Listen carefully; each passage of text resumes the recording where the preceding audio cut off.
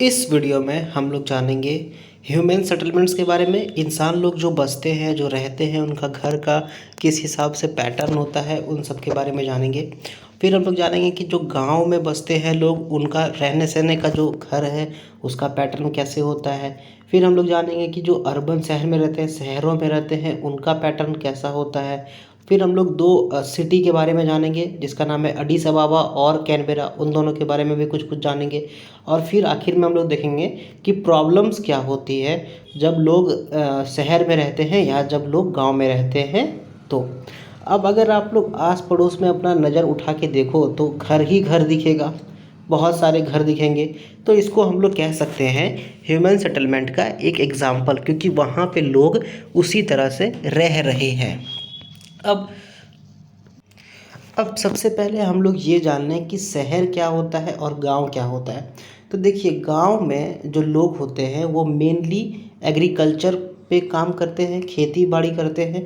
लेकिन जो शहर में लोग होते हैं वो ज़्यादातर या तो सेकेंडरी एक्टिविटीज़ या फिर टर्शियरी एक्टिविटीज़ पे काम करते हैं।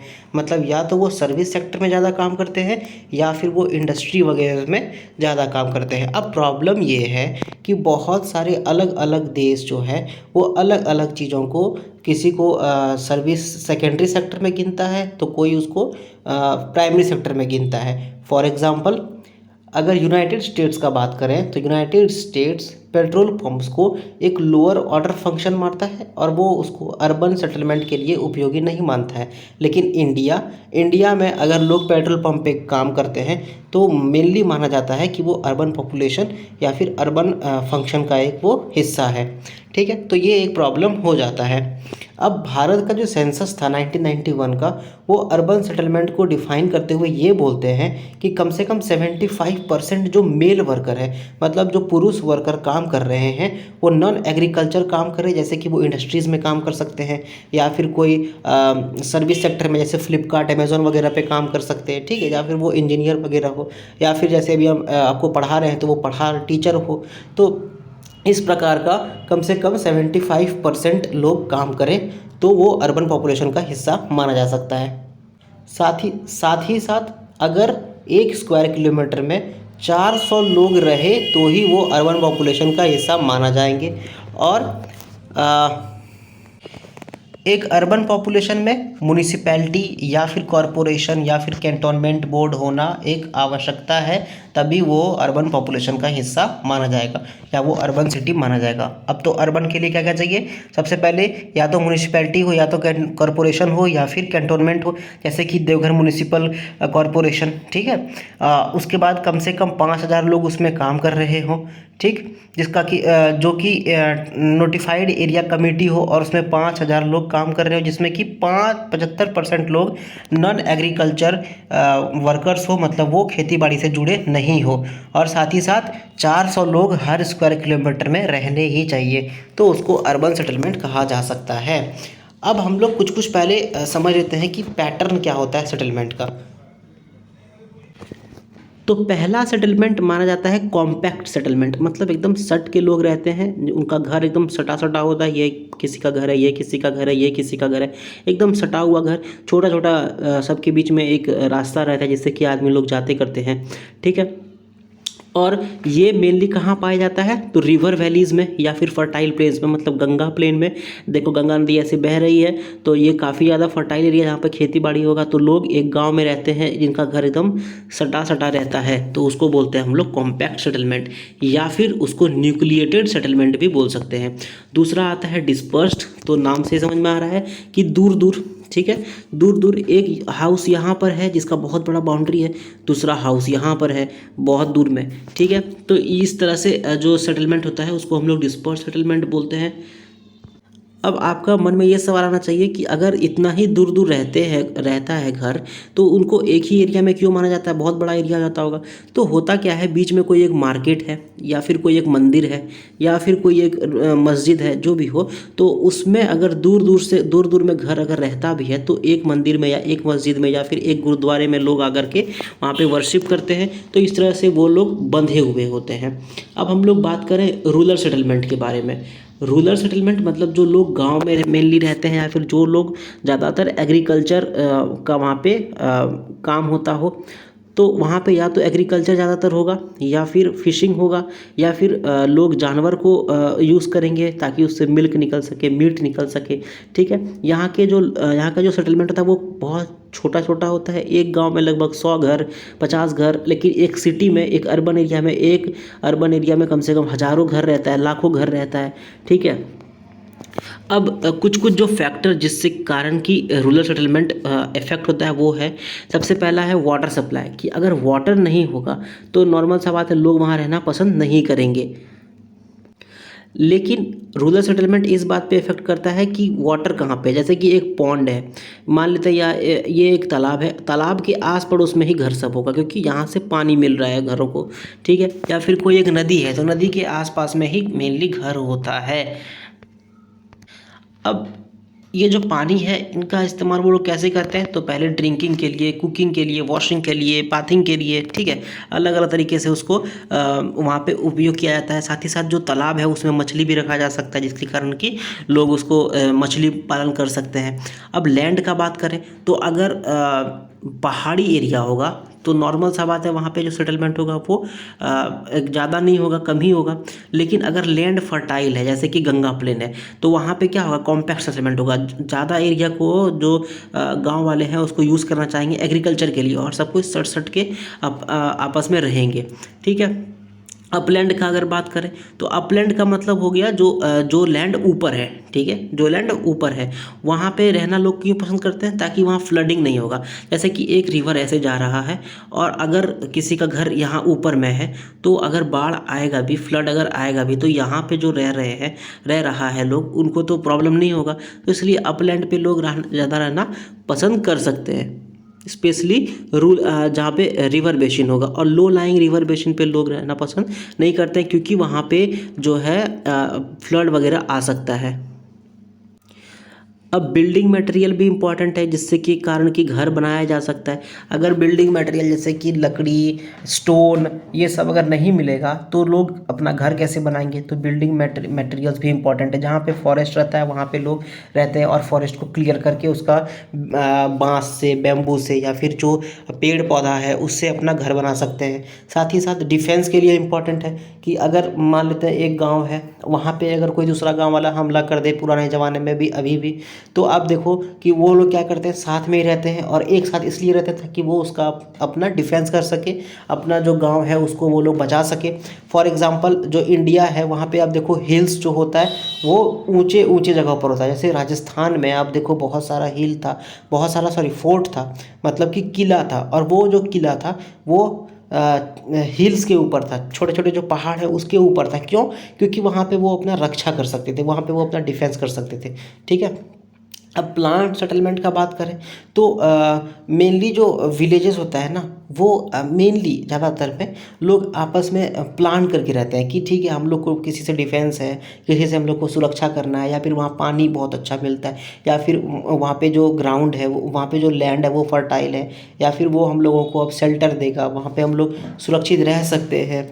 ठीक है, तो इसलिए मेनली लोग प्लान करके रहते थे। और अभी जो भारत का अगर बात करें तो भारत में जो इंदिरा गांधी कैनाल जो राजस्थान वाले एरिया में गया, तो वहाँ पे क्या किया हुआ, वहाँ पे जो इंदिरा गांधी कैनाल जहाँ से गया था, से पानी का उपयोगिता बढ़ गया, और पानी बढ़ने से कारण क्या हुआ, वहाँ पे लोग रहना शुरू कर दिए। तो इस तरह का जो सेटलमेंट होता है इसके कारण कि गवर्नमेंट या कोई एक फैक्टर जिसके कारण कि लोग वहाँ रहना शुरू कर देते हैं, उसको प्लान सेटलमेंट कह सकते हैं। अब रूरल सेटलमेंट पैटर्न का अगर बात करें हम लोग तो तीन तरीके से उसको हम लोग पहले डिफाइन कर लेते हैं। बेसिस क्या क्या है, पहला बेसिस है सेटिंग के बेसिस पे कि जो विलेजेस है वो किस तरह सेटिंग उसका कैसा है, क्या वो प्लेन है, मतलब एकदम प्लेन वाले एरिया में है, या फिर वो किसी पठार पे है, प्लेट्यू विलेज है, या फिर वो एकदम समुद्र के किनारे कोस्टल विलेज जहाँ पर फिशिंग बहुत ज़्यादा होता है, या फिर फॉरेस्ट है, जंगल में है, या फिर डेजर्ट में है। अब फंक्शन के बारे में बात करें कि वो काम क्या करता है, तो सबसे पहला देखेंगे कि क्या वो वहाँ पे लोग फार्मिंग ज़्यादा कर रहे हैं, क्या वहाँ पे एग्रीकल्चर बहुत ज़्यादा हो रहा है, या फिर वहाँ पे क्या सिर्फ मछली पालन ज़्यादा हो रहा है, या क्या वहाँ पे लोग वहाँ पे पेड़ काट के वहाँ बेच रहे हैं, या फिर क्या वहाँ पे लोग एनिमल्स को यूज़ कर रहे हैं। अब अगर हम लोग शेप का बात करें कि किस प्रकार में लोग, जैसे क्या वो टी शेप में है, क्या वो सीधा रह रहे हैं, क्या वो रेक्टेंगुलर ऐसे रह रहे हैं, बीच में कुछ होगा, ठीक है, क्या वो सर्कुलर है, क्या वो स्टार शेप है, उस सब के बारे में भी हम लोग पढ़ेंगे। तो सबसे पहले हम लोग बात करते हैं लीनियर सेटलमेंट के बारे में। अब इसमें क्या हो रहा है देखो, इसमें मान लेते हैं कि एक नदी जा रही है, और नदी ये जा रही है, नदी के आसपास में लोग रह रहे हैं, यहाँ पे लोग रहते हैं। ये एरिया क्या है, बहुत ज़्यादा फर्टाइल है, ये एरिया बहुत ज़्यादा फर्टाइल नहीं है, यहाँ पे लोग रह रहे हैं। तो इसको ये क्या है, एकदम सीध में, जैसा कि रिवर जा रहा है वैसा ही रह रहे हैं, एकदम सीधे ही रह रहे हैं, तो इसको लीनियर पैटर्न बोलेंगे। रेक्टेंगुलर पैटर्न का अगर बात करें तो रेक्टेंगुलर पैटर्न आपका जैसे कि क्या हो रहा है कि लोग यहाँ पे रह रहे हैं, यहाँ पे रह रहे हैं, यहाँ पे रह रहे हैं, यहाँ पे रह रहे हैं, और एकदम रेक्टेंगल टाइप का बन गया। बीच में कुछ मार्केट है, या फिर कुछ इंपॉर्टेंट चीज़ है जिसके कारण कि लोग वहाँ पे रहते हो, फॉर एग्जांपल। या फिर रोड जो है वो उन लोगों को रेक्टेंगुलर ही कट कर रहा है, जैसे कि ऐसे ऐसे रोड जा रहा है, तो यहाँ पे लोग, यहाँ पे लोग, यहाँ पे लोग, और यहाँ पे लोगों का घर है, ठीक है। फिर अगर हम लोग बात करें सर्कुलर पैटर्न का, तो सर्कुलर पैटर्न में क्या हो रहा है कि यहाँ पे पॉन्ड है, बीच में तालाब है, यहाँ पे यहाँ पे यहाँ पे यहाँ पे लोग रह रहे हैं उस तालाब के आसपास में, ठीक है, वो भी एक सर्कुलर पैटर्न हो गया। स्टार लाइक पैटर्न में क्या हो गया कि जो रोड है वो ऐसे ऐसे काट के जा रहा है, तो यहाँ पे यहाँ पे यहाँ पे यहाँ पे यहाँ पे यहाँ पे और यहाँ पे लोग रह रहे हैं, तो वो स्टार शेप हो गया। टी शेप्ड, वाई शेप्ड, जिस तरह का शेप करना है आपको कर लो। जैसे टी शेप में क्या है, ऐसा रोड है, ऐसा रोड है, यहाँ यहाँ यहाँ यहाँ लोग रह रहे हैं। वाई शेप में ऐसा रोड जा रहा है, ऐसा रोड जा रहा है, यहाँ यहाँ यहाँ यहाँ लोग रह रहे हैं, ठीक है। तो ये देखो आप अभी जैसे मैंने आपको बताया, लीनियर पैटर्न सीधा में, क्रॉस शेप्ड ऐसे ऐसे, स्टार लाइक ये रोड जा रहा था, यहाँ यहाँ पे लोग रह रहे हैं। अगर हम लोग सर्कुलर का बात करें तो यहाँ पे पॉन्ड है बीच में, और यहाँ पे लोग रह रहे हैं। टी शेप का बात करें तो ये ऐसा, ये देखो ऐसा टी शेप है, रोड जा रहा है, यहाँ पे लोग रह रहे हैं। वाई शेप, यहाँ पे ऐसा वाई टाइप का है, यहाँ पे लोग रह रहे हैं, ठीक है। तो इस प्रकार का हो गया। डबल पैटर्न का अगर बात करें तो ये ब्रिज है, यहाँ पे लोग, यहाँ पे लोग, ये वाला ब्रिज है, फिर ये रोड है, इसके बगल में, इसके बगल में, इसके बगल में लोग रह रहे हैं, तो ये डबल पैटर्न हो गया, ठीक। तो इस प्रकार का जो है वो पैटर्न देखा जाता है। अब मेरा सवाल ये है आपसे कि आपका जो गांव है वो किस पैटर्न पे बेस्ड है, वो आप मुझे बताओ कमेंट सेक्शन में, ठीक है। और शायद आप अगर आपको अगर अच्छा लगे तो आप एक गांव का भी नाम बता सकते हो, और वो बता सकते हो कि किस पैटर्न पे बेस्ड है। अब बात करें हम लोग रूरल सेटलमेंट के बारे में, उसका प्रॉब्लम्स क्या क्या है। तो सबसे पहला प्रॉब्लम जो कि गवर्नमेंट जिसके बारे में देख भी रही है बहुत ज़्यादा, वो है सप्लाई ऑफ वाटर। वहाँ पे वाटर सही से नहीं मिल पा रहा है, स्पेशली जो माउंटेनस एरियाज है, जहाँ पर लोग चट्टानों पे रहते हैं, जहाँ पे लोग पहाड़ों पे रहते हैं, वहाँ पे उन लोगों को बहुत दूर दूर चल के जाना पड़ता है पानी लाने के लिए। तो गवर्नमेंट क्या कर रही है, हर घर जल लोगों को टैप वाटर पहुँचा रही है। अगर हम साउथ अफ्रीका का बात करें तो साउथ अफ्रीका में लगभग हर साल वहाँ पे सूखा हो जाता है, या फिर वहाँ पे फ्लड बहुत आ जाता है। इसका मतलब वहाँ का जो पानी का मैनेजमेंट है वो अच्छा नहीं है। तो इस चीज़ से हम लोग को सबक लेते हुए भारत में भी ये जो पैटर्न है वाटर इंफ्रास्ट्रक्चर वो अच्छा करना चाहिए। अब साथ ही साथ बात करें, गार्बेज कहीं पर भी फेंका होता है, टॉयलेट बहुत जगह नहीं था, ये पुराना बात है, इंडिया के लिए टॉयलेट बहुत जगह नहीं होता, डिस्पोजेबल फैसिलिटीज़ बहुत जगह नहीं होता, इसके कारण कि लोगों को प्रॉब्लम हो जाती है, हेल्थ रिलेटेड प्रॉब्लम हो जाती है, स्वास्थ्य खराब हो जाता है। तो अभी भारत सरकार के द्वारा जो स्वच्छ भारत मिशन चलाया गया वो काफ़ी ज़्यादा सक्सेसफुल माना जाता है, ठीक है। फिर जो बिल्डिंग मटेरियल है उसको यूज़ करने के लिए एक जगह से दूसरे जगह में चेंजेस होता है, जैसे कि कहीं पर जो घर है वो मड का बना होता है, मिट्टी का बना होता है, कहीं कहीं पर वुड का बना होता है, और कहीं कहीं पर बहुत ज़्यादा कोई मतलब जैसे बैम्बू वगैरह, बांस वगैरह से अटैच करके उसको बस चिपका दिया जाता है और घर बना दिया जाता है। तो इससे क्या होता है, जब जोर से, जब बहुत तेज़ी से जब बारिश होता है या फिर जब बाढ़ आता है, तो उससे क्या होता है ना, वो सब घर ख़राब हो सकता है, वो सब घर और ख़त्म भी हो सकता है, इससे कारण कि नुकसान भी होगा। साथ ही साथ इससे जो जानवर रहते हैं उनको भी नुकसान होगा। वहाँ का जो रोड है वो मेनली कच्चा रोड होता है, वो पक्का रोड नहीं होता है। हालांकि गवर्नमेंट का एक प्रोग्राम है, प्रधानमंत्री सड़क योजना, उसके तहत जो है वो रोड सबको पक्का सड़क किया जा रहा है। मतलब पक्का मतलब जो हम लोग शहर में देखते हैं जिस पे कि अच्छा से गिट्टी बालू लगा के उसको अच्छे से प्लास्टर किया जाता है, लेकिन ये सब गांव में क्या होता है, बस मिट्टी का रोड है। मिट्टी का रोड होने के कारण अगर जोर से बारिश हुआ या तेज़ी से बारिश हुआ तो वो रोड भी ख़राब हो जाता है, वहाँ जाना मुश्किल हो जाता है ना। अब बात करते हैं हम लोग अर्बन सेटलमेंट के बारे में। हम लोग इतना देर से जान गए कि रूरल सेटलमेंट क्या होता है, उसका प्रॉब्लम क्या होता है, वो किस किस प्रकार का होता है। अभी हम लोग जानेंगे अर्बन सेटलमेंट के बारे में। देखिए पहले जो है वो बहुत कम अर्बन सेटलमेंट था। हालांकि कहा जाता है कि इंडस वैली सिविलाइजेशन से ही अर्बन सेटलमेंट चले आ रहा है, लेकिन 1982 के बाद 1982 के पास लगभग 175 सिटीज़ ऐसा था जहाँ पे 10 लाख से ज़्यादा लोग वहाँ पे रह रहे थे। अब अगर 1800 का बात करें तो उसमें मात्र 3% लोग शहरों में रहते थे, लेकिन अगर 2017 का बात करें तो वहाँ पे लोग 54% लोग जो है वो अभी शहरों में रहते हैं। ये देखिए 2017 में 54%, 1800 ईस्वी में मतलब 2-250 साल पहले 3% मात्र। तो कितना तेज़ी से हम लोग का अर्बन सेटलमेंट रैपिडली इंक्रीज़ किया। अब हम लोग क्लासिफिकेशन के बारे में बात करते हैं कि अर्बन सेटलमेंट को गवर्नमेंट कैसे रिकॉग्नाइज़ करती है। ठीक है, तो देखिए एरिया पे अर्बन एरियाज़ को डिफ़ाइन किया जाता है। जैसे कि कोई देश है यूएसए, वो अलग तरीके से डिफ़ाइन करेगी, या कोलंबिया वो अलग तरीके से, पोर्चुगल अलग तरीके से डिफ़ाइन करती है। हालांकि कुछ कुछ बेसिस है जिस पे वो लोग डिफिनेशन करते हैं।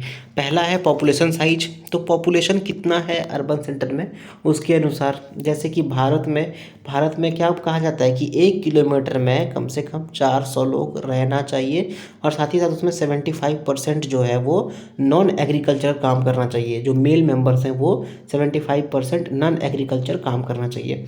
उसी प्रकार यूएसए में कहा जा रहा है कम से कम 2500 लोग रहना चाहिए।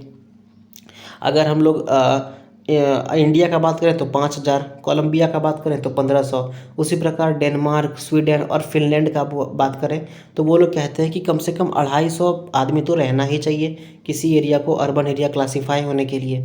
ठीक है, अब ऑक्यूपेशनल स्ट्रक्चर पे भी बात होता है। जैसे कि इंडिया में कहा जाता है कि कम से कम 75% लोग नॉन एग्रीकल्चर में। उसी प्रकार इटली में कहा जा रहा है कि कम से कम 50% लोग नॉन एग्रीकल्चर में काम कर रहे हों। एडमिनिस्ट्रेशन का बात करें तो कोई कोई देश है जैसे कि इंडिया, वहाँ पे उसको अर्बन कहा जाता है अगर उसके पास एक म्यूनिसिपैलिटी हो, या कैंटोनमेंट बोर्ड हो, या फिर नोटिफाइड एरिया काउंसिल हो। उसी प्रकार लैटिन अमेरिका में जो देश है जैसे कि ब्राज़ील और बोलिविया, वो कहते हैं कि अगर आपके पास मतलब कोई भी जगह पे अगर कोई एडमिनिस्ट्रेटिव सेंटर, जैसे कि कोई जैसे हम लोग का ये होता है ना डीसी का ऑफिस, समाहर क्या बोलते हैं डीसी ऑफिस, तो उसी प्रकार अगर ब्राज़ील में कोई डीसी ऑफिस है तो वो एक तरह से उसको अर्बन एरिया कहा जाता है ब्राज़ील में। तो ये अलग अलग देशों का अलग अलग सिचुएशन है। अब अगर लोकेशन के बारे में बात करें तो लोकेशन जो है उनके फंक्शन पे काम करता है। जैसे उन लोगों का काम क्या है, जो अर्बन एरियाज़ है उसका काम क्या है, उसके हिसाब से उनका लोकेशन को एग्जामिन किया जाता है। जैसे कि किसी भी सिटी को या किसी भी अर्बन एरिया को अगर इंडस्ट्री या मैन्युफैक्चरिंग पे काम करना है तो उसको इंडस्ट्रियल टाउन कहा जाएगा। वो मेनली कहाँ पे होगा, जहाँ पे रॉ मटेरियल, जैसे कि आपका जमशेदपुर जो है वो एक अर्बन सेंटर है। जमशेदपुर कहाँ पे बेस्ड है, वो देखो आप एकदम कोयले के खान के पास बेस्ड है। ठीक है, ताकि वहाँ पे जो टिस्को है, टाटा आयरन एंड स्टील, वो काम कर सके। उसी प्रकार का स्ट्रेटेजिक टाउन का बात करें तो वो क्या करता है, नेचुरल डिफेंस को देखता है। ठीक है, कुछ कुछ अर्बन एरियाज है जहाँ पर माइनिंग होता है, जैसे जमशेदपुर का एग्जांपल मैंने आपको दिया। फिर उसी प्रकार अगर कोई हॉलीडे रिसोर्ट जहाँ पर हो, जैसे गोवा का एरिया है, वो वाला वहाँ पे क्या होता है, तो वहाँ पे सिटिंग रिक्वायरमेंट मिलना चाहिए। ठीक है, तो इस प्रकार से सीटिंग रिक्वायरमेंट जो है हॉलीडे रिसोर्ट में, मतलब वहाँ पे आपको बेहतर सुविधा मिलना चाहिए। और इंडस्ट्रियल एरिया में क्या चाहिए आपको, कि वहाँ पे आपको रॉ मटेरियल्स मिले, वहाँ पे आपको ट्रांसपोर्ट मिले। तो हर जगह का जो रिक्वायरमेंट्स है वो अलग अलग होता है। कोई अगर जैसे वेलोर हो गया, तो वेलोर में क्या है, वहाँ मेडिकल है, तो वो मेडिकल टाउन कहा जा सकता है, क्योंकि वहाँ पे मेडिकल बहुत सस्ता मिलता है, वहाँ पे हॉस्पिटल वगैरह काफ़ी अच्छा है इसलिए। तो इस प्रकार से अलग अलग चीज़ों का अलग अलग वहाँ पर सिचुएशन बनता है। अगर पुराने ज़माना का बात करें तो पुराने ज़माने में जहाँ पे लोगों को पानी मिलता था, शेल्टर मिलता था, जानवर मिलता था, वहाँ पे लोग आकर के बस जाते थे। लेकिन अब पानी को तो पाइप से भी मंगाया जाता है ना, टैप वाटर से, ठीक है। तो इस प्रकार से अब हम लोग का ज़रूरत चेंज हो गया है, तो इसलिए जो टाउन है, जो शहर है, वो काफ़ी ज़्यादा बढ़ने लग गए हैं। अब बात करते हैं हम लोग फंक्शंस का, कि अर्बन सेंटर का आखिर फंक्शन क्या होता है। तो अभी हम लोग जान ही गए मेनली कि एडमिनिस्ट्रेशन का वो लोग काम करते हैं, वहाँ पे ट्रेड होता है, इंडस्ट्रीज़ होता है, डिफेंस के लिए या रिलीजियस इंपॉर्टेंस के लिए। बनारस जो है वो काफ़ी ज़्यादा इंपॉर्टेंट है, या इम्पॉर्टेंट एग्जाम्पल है रिलीजियस इंपॉर्टेंस का। फिर अगर इंडस्ट्री का अगर बात करें तो इंडस्ट्री में बहुत सारे हैं, चेन्नई, कोलकाता, मुंबई, है ना। एडमिनिस्ट्रेशन का बात करें तो चंडीगढ़ हो गया, न्यू दिल्ली हो गया। ट्रेड का बात करें तो ट्रेड तो हर टाउन में लगभग होता ही है, ठीक। अब बहुत अभी अभी के ज़माने के अनुसार बहुत सारा ऐसा टाउन्स बन गया जो कि नया नया चीज़ों के लिए, फॉर एग्जांपल आईटी सेक्टर के लिए बेंगलोर फेमस हो गया है, रिक्रिएशन के लिए आपका गोवा वगैरह फेमस हो गया है, रेसिडेंशियल टाउन आपको मिल जाएगा, फिर हरियाणा साइड में ट्रांसपोर्ट के लिए मिल जाएगा, फिर माइनिंग साइड जैसे कि आपको जमशेदपुर वगैरह मिल जाएगा। तो इस तरह से जो फंक्शंस है वो टाउन्स का काफ़ी ज़्यादा चेंज हो चुका है, ठीक है। अब हम लोग देखते हैं कुछ टाउन्स के बारे में। तो एक टाउन के बारे में आपको बताया जा रहा है अदीस अबाबा, और दूसरा बताया जा रहा है कैनबेरा, ठीक है। अदीस अबाबा जो है वो अनप्लैन्ड है, मतलब उसमें कोई प्लानिंग वगैरह नहीं हुआ था। ये देखो आप कितना गिजमिज अजीब टाइप का है ना। ये वाला जो फिगर है वो आपका जो उसका प्लानिंग है, मतलब अदीस अबाबा का, वो ये रोड सब जा रहा है, ये सेटलमेंट्स वगैरह है, ठीक है, ये सब सेटलमेंट्स वगैरह है। और इस प्रकार से उसका मॉर्फोलॉजी अदीस अबाबा का दिखाया जा रहा है। अब अगर कैनबेरा का बात करें तो ये देखो अब कैनबेरा का है, कितना प्लैंड है ना। ये देखो कैनबेरा का पार्लियामेंट हाउस। अब पार्लियामेंट हाउस से आप देखो कि कितना सारा यहाँ पे सड़क जा रहा है एकदम डायरेक्ट इस जगह से। इसको तो कोई क्रॉस नहीं कर रहा है क्योंकि ये एक प्लैंड सिटी है, अच्छे से इसमें बनाया गया है। यहाँ पे देखो एक सर्कल बना दिया गया है अच्छी तरीके से, ठीक है। ये कितना प्लैंड है। यहाँ पे ऑस्ट्रेलियन नेशनल यूनिवर्सिटी है, कॉमनवेल्थ पार्क भी है, लेक भी है, नेशनल वॉर मेमोरियल है, टर्नर है। लेकिन क्या वही चीज़ें आपको अदीस अबाबा में दिख रहा है? अदीस अबाबा में बिल्कुल नहीं दिख रहा है वो चीज़, है ना।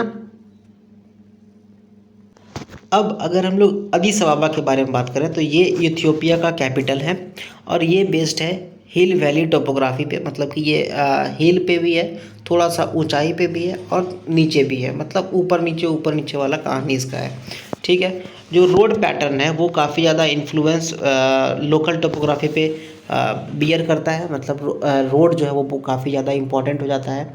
इसका जो रोड है वो गवर्नमेंट का जो हेडक्वार्टर्स है जिसका नाम है पियाज़ा, अरत और अमिस्त और किलो, उसको घूम घूम के मतलब काम करता है। फॉर एग्जांपल यहाँ पियाज़ा हो गया, ये अरत हो गया, ये अमिस्त हो गया, ये किलो हो गया। तो रोड ऐसा कुछ होगा, ठीक है, ऐसा कुछ है रोड उसका। इन लोगों को घूम घूम के यहाँ पे वो दर्शन कराता है, जिसको बोलते हैं परिक्रमा, वही परिक्रमा होता है यहाँ पे, ठीक है। मार्केटों वगैरह इसका मार्केट है, और ये मार्केट बनता है कैरो और जोहानिसबर्ग, जो कि आपका साउथ अफ्रीका में पड़ता है। यहाँ पे एक मल्टी फैकल्टी यूनिवर्सिटी भी है, मेडिकल कॉलेज भी है, काफ़ी सारे स्कूल्स हैं जो कि बहुत अच्छा है। तो इसलिए अदीस अबाबा एक एजुकेशनल सेंटर भी बनता है। और यहाँ पर एक एयरपोर्ट भी है जिसका नाम है बोले एयरपोर्ट, और सिटी में काफ़ी ज़्यादा ग्रोथ किया गया है, ग्रोथ हो रहा है और किया भी गया है, क्योंकि ये एक मल्टी फंक्शनल नेचर का है। यहाँ पे एजुकेशन काम करता है, यहाँ पे एडमिनिस्ट्रेशन है, और ये इथियोपिया का एक सेंटर भी कहा जाता है। अब कैनबेरा का बात करें, कैनबेरा एक प्लैन्ड सिटी है, ऑस्ट्रेलिया के द्वारा प्लान किया गया था, और ये इंग्लैंड के द्वारा वैसे प्लान किया गया था। तभी ऑस्ट्रेलिया जो है इंग्लैंड का एक अभी भी बाय द वे डोमिनी है, तो डोमिनियन स्टेटस रखता है ऑस्ट्रेलिया अभी फ़िलहाल के लिए, शायद यूके का। और अगर हम लोग इसका बात करें तो ये 1912 में प्लान किया गया था अमेरिकन आर्किटेक्ट जिसका नाम है वॉल्ट बर्ले ग्रिफिन, ठीक है। ये करीबन 25,000 पीपल के लिए गार्डन सिटी सोच रहे थे बनाने के लिए, क्योंकि इसका जो है वो नेचुरल फीचर्स काफ़ी ज़्यादा है, ठीक है। देखो यहाँ पे ये लेक ग्रिफिन है, ये बॉटेनिकल गार्डन वगैरह इसको बनाया जा रहा है।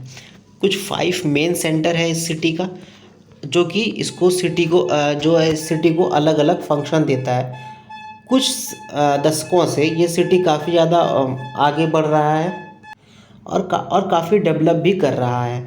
और ये जो है वो सेवरल सैटेलाइट टाउन्स को अपने साथ ले रहा है, सैटेलाइट टाउन्स को अपने साथ ले रहा है जिनका अपना खुद का सेंटर था। तो ये सिटी बढ़ते जा रहा है, ठीक है। और यहाँ पे बहुत सारे पार्क हैं और बहुत सारे गार्डन हैं।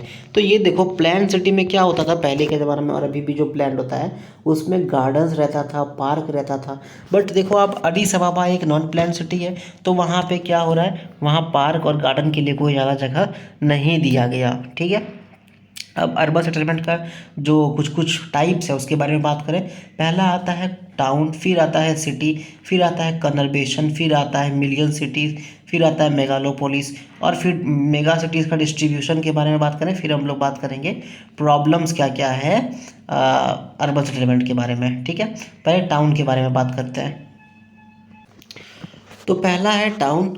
टाउन में जो है वो पॉपुलेशन साइज़ ज़्यादा मैटर नहीं करता और सिर्फ वही एक क्राइटेरिया नहीं है जिसके कारण कि टाउन को डिफ़ाइन किया जाता है। टाउन को मेनली डिफ़ाइन किया जाता है कि क्या उसके पास स्पेसिफिक फंक्शंस है, जैसे कि मैन्युफैक्चरिंग का फंक्शन, क्या वहाँ पे होलसेल का ट्रेड हो रहा है, मतलब काफ़ी ज़्यादा वॉल्यूम में ट्रेड हो रहा है या नहीं हो रहा है, क्या वहाँ पे प्रोफेशनल सर्विसेज है, मतलब डॉक्टर्स हैं, हेल्थ वर्कर्स हैं, क्या वहाँ पे आईटी सेक्टर में काम करने वाले लोग हैं। तो इस प्रकार के जो एरियाज़ है उसको टाउन बनाया जाता है।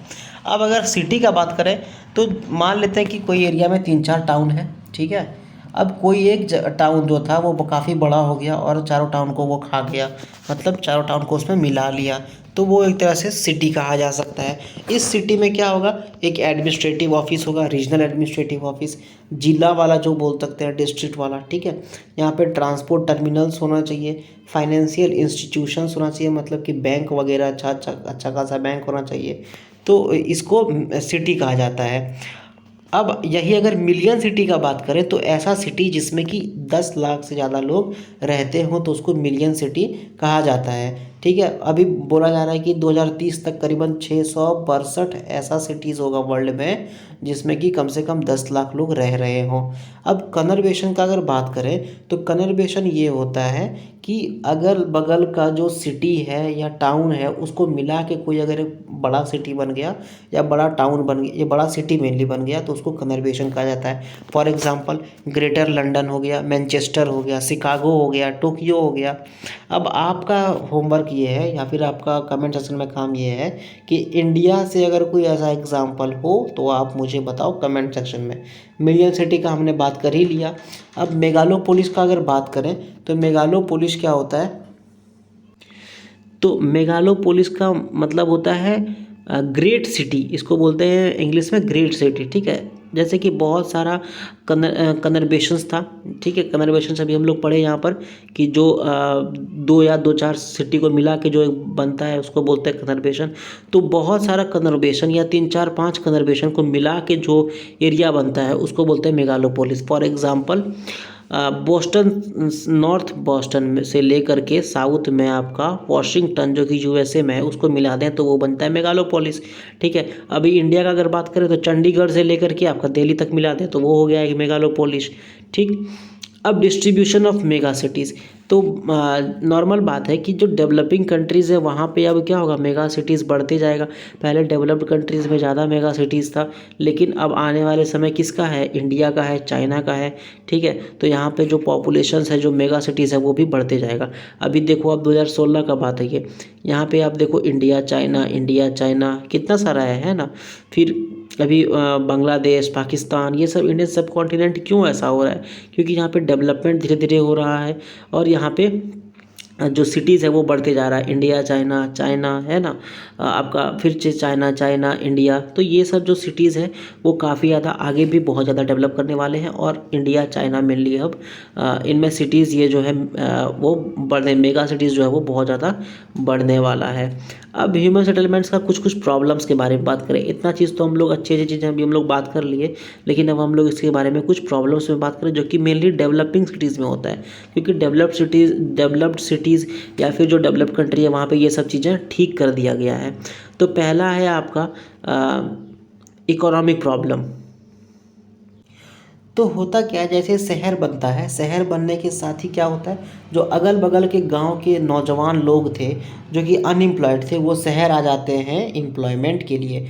अब इन लोगों के पास ना तो स्किल ज़्यादातर है, ना ही वो बहुत बेहतरीन स्किल लेकर के आए हैं, मतलब सेमी स्किल्ड रहते हैं या फिर कम स्किल रहते हैं, कम स्किल्ड वाले रहते हैं। इसलिए अर्बन एरिया में क्या होता है, लोगों का जो है सेचुरेशन बढ़ने लगता है, लोग ज़्यादा जमा हो जाते हैं, बट एम्प्लॉयमेंट लेवल उतना ज़्यादा नहीं बढ़ता है।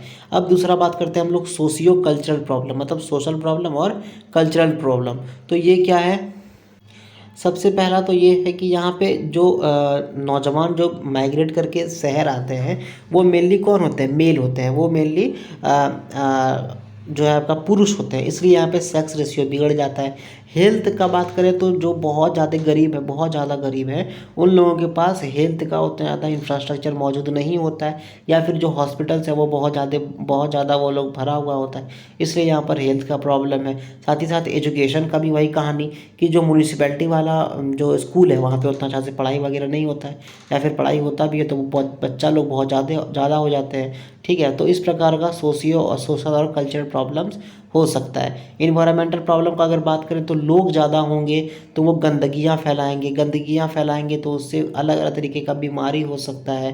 खास करके ये सब प्रॉब्लम जो मैं बता रहा हूँ, ये सब स्लम एरियाज़ में काफ़ी ज़्यादा प्रॉब्लम होता है ये सब। ठीक है, सीवेज सिस्टम जो है, नाला का जो पानी है वो मेनली कहीं कहीं पर खुला होता है, खास करके स्लम एरिया में, तो उससे अलग अलग तरीके का जो आपका मच्छर है या फिर अलग अलग तरीके का उससे बीमारियां हो सकती है। जो गाड़ी चलती है शहर में उससे के कारण हवा बहुत ख़राब हो जाता है, हवा ख़राब हो जाता है तो पॉल्यूशन ऑफ एयर होता है, और इसको दिल्ली से अच्छा कौन जान सकता है ना, खास करके इन सब टाइम में, दिवाली के टाइम पे। अच्छा, एक और टर्म है अर्बन हीट आइलैंड। तो इसमें क्या होता है, जिधर देखो आप अपने शहर में कंक्रीट है बस, मतलब कि सीमेंट छड़ बालू ये सब का बना हुआ घर है। कंक्रीट घर क्या करता है, जो सोलर रेडिएशन आता है उसको ट्रैप कर लेता है, यहाँ पे जो टेम्परेचर है वो बढ़ जाता है, तो इसलिए इसको अर्बन हीट आइलैंड भी कहा जाता है। तो इसके लिए क्या करना चाहिए, पार्क बनाओ, काफ़ी सारे पेड़ लगाओ, जिसके कारण कि इतना ज़्यादा गर्मी या फिर इतना ज़्यादा हीट वहाँ पर ना हो।